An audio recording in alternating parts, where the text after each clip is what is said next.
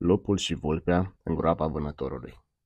Un vânător săpase o groapă adâncă într-o pădure ca să prindă vreo sălbăticiune.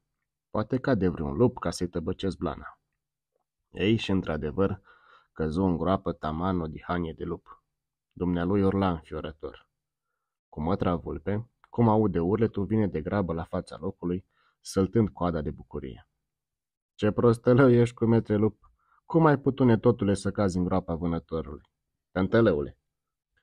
Vulpea sărea veselă în jurul gropii și se distra nevoie mare, icnind de plăcere.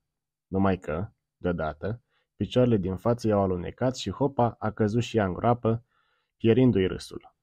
Acum era și ea prinsă în capcană, venind rândul lupului să râdă. Vezi, prasto? Te bucurai degeaba de necazul alteia și uite ce ai pățit.